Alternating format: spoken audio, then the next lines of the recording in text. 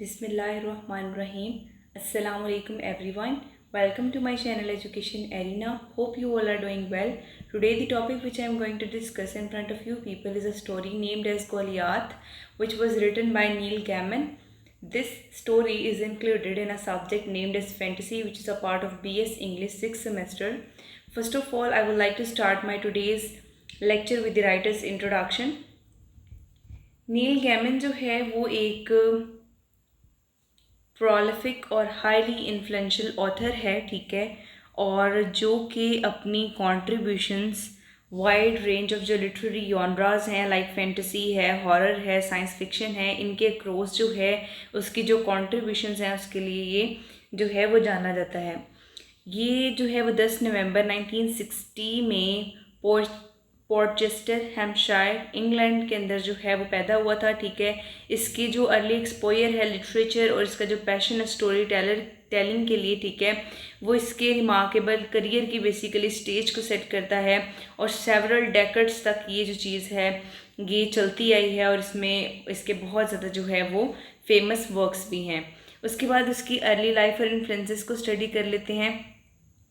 जो नील गैमन का लव है रीडिंग के लिए वो एक यंग एज में स्टार्ट हो गया था। वो प्रैक्टिकली जो C.S. लेविस है, J.R.R. टॉलकीन है और लिविस कैरोल है, इनके वर्क से बहुत ज़्यादा इंस्पायर्ड और इन्फ्लुएंस था, ठीक है। और इसका जो इंटरेस्ट है फैंटेसी और स्पेकुलेटिव फिक्शन के अंदर उन्होंने इसके इस इंटरेस्ट को जो है वो स्पार्क किया था। एडिशनली वो एक एविड रीडर है, ठीक है, कॉमिक बुक्स का, ग्राफिक नॉवेल्स का, जॉनरास जो बाद में सिग्निफिकेंट हो गए थे इसके करियर के अंदर। उसके बाद हम चलते हैं इसके राइटिंग स्टाइल और थीम्स की तरफ। गैमन का जो राइटिंग स्टाइल है वो इसकी लिरिकल प्रोज है, ठीक है, उससे आप जो है वो करेक्टराइज कर सकते हैं। रिच इमेजिनेशन है, ठीक है, और ब्लेंडिंग है ऑर्डिनरी की एक्स्ट्रा ऑर्डिनरी के साथ, ठीक है। इसका जो वर्क है वो एक्सप्लोर करता है थीम्स कौन कौन से हैं, मिथोलॉजी यानी मिथ, फोकलोर है, the nature of story telling है और thin boundaries between reality and fantasy. तो इसके वर्क्स में थीम्स बेसिकली यही होती हैं। इसकी एबिलिटी क्या है कि क्राफ्ट करता है जो करेक्टर्स हैं और इमर्सिव वर्ड हैं, ठीक है, और ये चीज़ें इसको दुनिया के जो है एक ऐसी प्लेस इसने इस चीज़ों की वजह से कमाई है, ठीक है, जो उस जनरेशन के सबसे ज़्यादा रिस्पेक्टेड ऑथर्स हैं, ठीक है, उनके दरमियान में इसने एक प्लेस जो है वो अपनी इन जो एबिलिटीज़ हैं उसकी वजह से अर्न किया। उसके बाद पर्सनल लाइफ की तरफ चलते हैं। He married to a musician Amanda Palmer in 2011 और इनके पास जो है वो एक इनका जो है वो चाइल्ड था, ठीक है।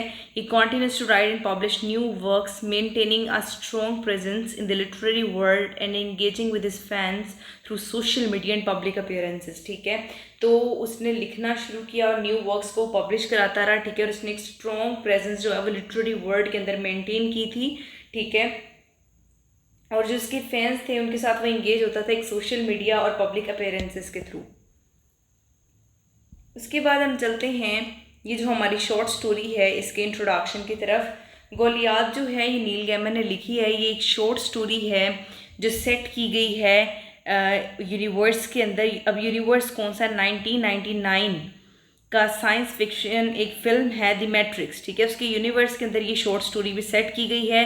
ये पब्लिश की गई थी ऑफिशियल मैट्रिक्स की जो वेबसाइट है उसके ऊपर, ठीक है, और ये एक पीस की तरह सर्व करती है, एक सप्लीमेंट्री मटेरियल है द मैट्रिक्स जो फिल्म है उसके लिए। और ये बेसिकली क्यों ये स्टोरी लिखी गई थी, ताकि उस फिल्म को प्रमोशन मिल सके, ठीक है। और ये क्या है, इसके अंदर थीम्स कौन कौन से हैं, रियलिटी का है, कंट्रोल का है और ह्यूमन एग्जिस्टेंस का है इन साइमुलेटेड वर्ल्ड। साइमुलेटेड बेसिकली नकली को कहते हैं, ठीक है। उसके बाद हम इसके समरी के कुछ की पॉइंट्स यहाँ पर मैंने डिस्कस किए, लेकिन उससे पहले मैं उर्दू के अंदर आपको इसकी समरी इन डिटेल बता देती हूँ गोलियात की। नील गैमन की एक मुख्तसर सी जो है वो कहानी है जो कि साइंस फिक्शन पर बेसिकली कॉन्सिस्टेड है, ठीक है, और इससे दी मैट्रिक्स जो है बेसिकली एक मूवी थी, ठीक है। इसकी कहने के प्रमोशन के लिए जो है इसको जो है ये लिखा गया था, ठीक है। इसमें एक ऐसे जो है इंसान की स्टोरी को बयान किया गया है जो खुद को हकीकी दुनिया से अलग थलग महसूस करता है, ठीक है।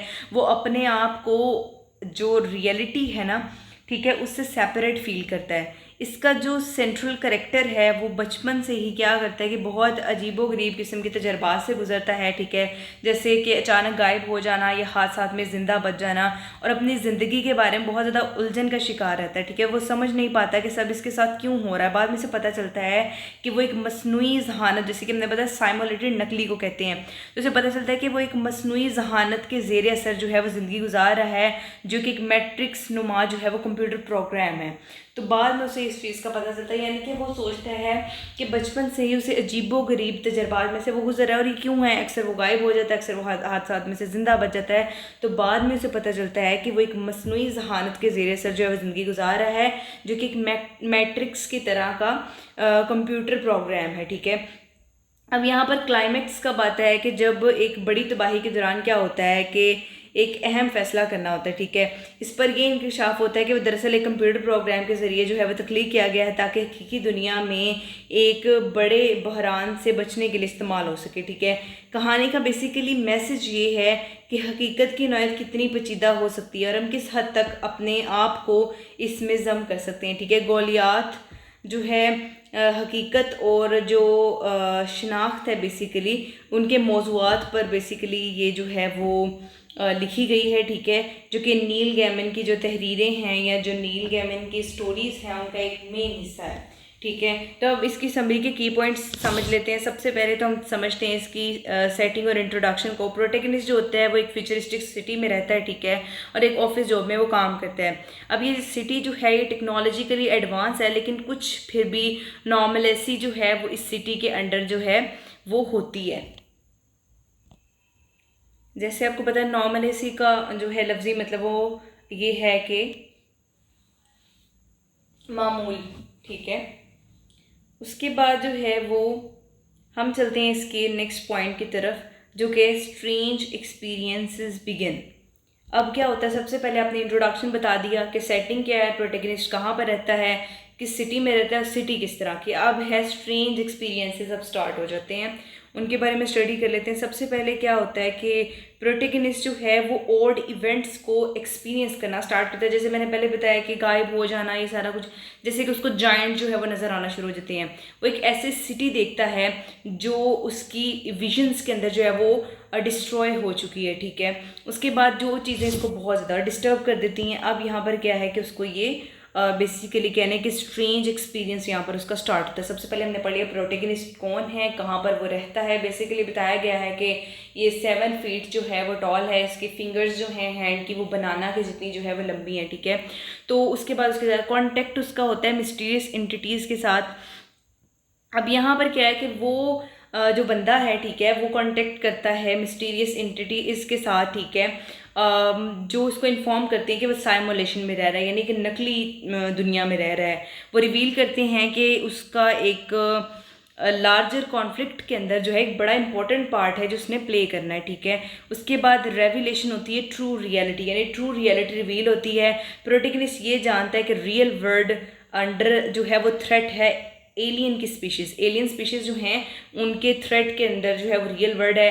ह्यूमैनिटी जो है वो यूज़ कर रही है साइमुलेशन को ट्रेन करने के लिए, इंडिविजुअल को प्रिपेयर करने के लिए, इन एलियन थ्रेट से फाइट करने के लिए। अब उसको रियलिटी का पता चलता है। तो सबसे पहले प्रोटैगनिस्ट का बताया गया, उसकी सेटिंग, उसकी सिटी, फिर जो जो स्ट्रेंज एक्सपीरियंसेस के साथ होते हैं, फिर मिस्टीरियस एंटिटीज़ जो हैं उनके साथ उसका कॉन्टेक्ट होता है, ठीक है। और फोर्थ पे क्या है कि ट्रू रियलिटी जो है वो रिवील होती है।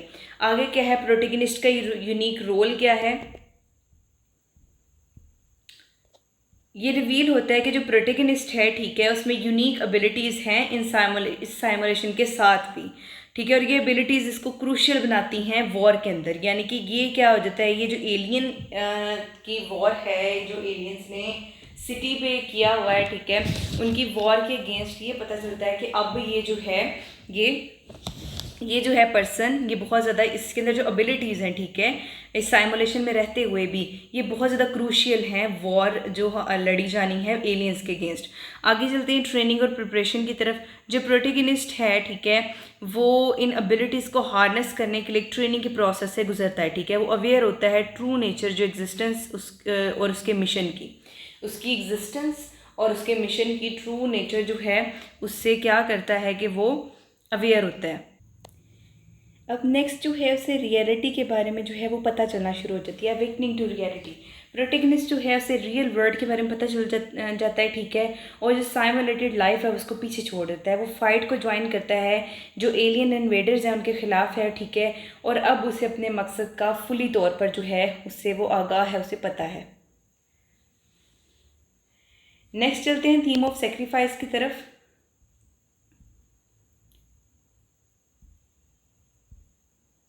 जो स्टोरी है वो एम्फेसिस करती है प्रोटेगनिस्ट के जो पर्सनल सेक्रीफाइस है जो उसने किए हैं, ठीक है। वो ऑर्डिनरी लाइफ जो है अपनी दे देता है ग्रेटर गुड ऑफ ह्यूमैनिटी, यानी ह्यूमैनिटी के अच्छा, उसके लिए कुछ अच्छा करने के लिए, इंसानियत के लिए वो क्या करता है कि वो अपनी ऑर्डिनरी जो लाइफ है उसको दे देता है। और वो एलियन के अगेंस्ट जो वॉर है उसके लिए वो प्रिपरेशन जो है वो स्टार्ट कर देता है। क्लाइमेक्स और रेजोल्यूशन क्या है, जो प्रोटेगनिस्ट है वो बैटल्स में इंगेज होता है जो एलियन फोर्सेस के अगेंस्ट हैं, ठीक है। उसकी यूनिक एबिलिटीज़ जो है इस कॉन्फ्लिक्ट के अंदर इंपॉर्टेंट रोल प्ले करती हैं। फिलोसॉफिकल क्वेश्चन क्या है, स्टोरी एंड होती है रिफ्लेक्टिव नोट के ऊपर पॉन्डर करते हैं जो नेचर है रियलिटी की और एग्जिस्टेंस की। प्रोटेगनिस्ट की जो जर्नी है वो हाईलाइट करती है ब्लर्ड जो लाइंस हैं बिटवीन इल्यूजन एंड रियलिटी, या आप कह सकते हैं बिटवीन फैंटेसी एंड रियलिटी, ठीक है। नेक्स्ट जो है हम चलते हैं इसके थीम्स की तरफ। सो ओवरऑल पहले हमने इस समरी को डिस्कस किया है, ठीक है। और समरी के जो है मेजर पॉइंट्स, इन मेजर पॉइंट्स के थ्रू पूरी समरी जो है उसकी एक्सप्लेनेशन आपको समझ आ जाती है। अब चलते हैं थीम्स की तरफ। सबसे पहला थीम जो है वो नेचर ऑफ रियलिटी है, ठीक है। Questioning what is real versus what is simulated, क्या असली है और क्या नकली है, ठीक है। नेक्स्ट कंट्रोल ऑफ फ्रीडम है, examining the limits of control within a constructed reality, यानी ये कंस्ट्रक्टेड रियलिटी की के साथ जो है वो कंट्रोल की लिमिट्स को एग्जामिन करना, ठीक है। उसके बाद ह्यूमन पोटेंशियल अनकवर करना, हिडन एबिलिटीज़ और पोटेंशियल जो इंडिविजुअल्स के अंदर है, ठीक है। ग्रेटर गुड के लिए सेक्रीफाइस करना, हाईलाइट करना पर्सनल कॉस्ट जो एसोसिएटेड है हीरोइज्म और ड्यूटी के साथ। तो बेसिकली थीम जिसके अंदर एक्सप्लोर हैं, एक तो रियलिटी के नेचर के क्वेश्चन किया गया, क्या रियलिटी है, क्या जो है वो साइमुलेटेड है, फैंटेसी है, क्या जो है आप कह सकते हैं नकली है, ये सारा कुछ। कंट्रोल और फ्रीडम, ह्यूमन पोटेंशियल और sacrifice for the greater good, यानी कि उसने क्या किया था, अपनी ऑर्डिनरी लाइफ को सेक्रीफाइस किया था ह्यूमैनिटी के ग्रेटर गुड के लिए। नेक्स्ट हम चलते हैं इसके राइटिंग स्टाइल की तरफ। तो जो राइटिंग स्टाइल है उसमें सबसे पहले डिस्क्रिप्टिव इमेजरी जो है वो यूज़ की गई है, ठीक है। विविड डिस्क्रिप्शंस एक सेंस बनाते हैं प्रोटेगनिस्ट के वर्ड और एक्सपीरियंसेस की। सेकेंडली नैरेटिव पेस यूज़ किया गया, स्टोरी क्विकली मूव करती है और रिफ्लेक्ट करती है अर्जेंसी और इंटेंसिटी प्रोटेगनिस्ट की अवेकनिंग की। फिलोसॉफिकल अंडरटोन्स की बात करें तो ये इनकरेज करते हैं रीडर को कि रिफ्लेक्ट करे डीपर क्वेश्चन अबाउट रियलिटी और एग्जिस्टेंस। अब दी मैट्रिक्स एक मूवी है, जैसे कि हमने स्टार्ट में बताया, इसके प्रमोशन को लेकर कहीं ना कहीं जो है वो इस स्टोरी को लिखने के लिए कहा गया था, ठीक है। तो यहाँ पर क्या है कि इसके मैट्रिक्स के साथ कनेक्शन के सबसे पहले साइमुलेटेड रियलिटी, दोनों स्टोरी और जो फिल्म है वो एक्सप्लोर करते हैं एक ऐसे वर्ल्ड का कंसेप्ट जो एक्सटर्नल फोर्सेस कंट्रोल करती हैं, ठीक है। अवेकनिंग और रियलाइजेशन, प्रोटेगनिस्ट की जर्नी पैरेलल है new discovery of his true nature in the matrix, ठीक है। जो प्रोटेगनिस्ट की जर्नी है, ठीक है, और जो नियो की डिस्कवरी है अपनी ट्रू नेचर के बारे में मैट्रिक्स के अंदर, वो सारा कुछ है यहाँ पर।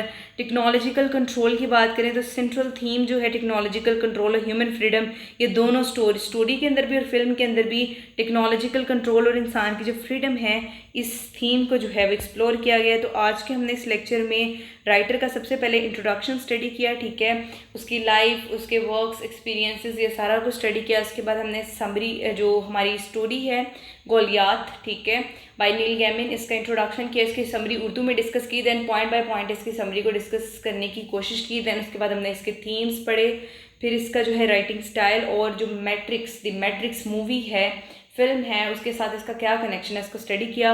Hope you guys like my videos, my lecture, and if you like so please do like, share and subscribe my channel and press the bell icon for the latest updates. Inshallah in future I'll try to make more informative videos for you people. Thank you.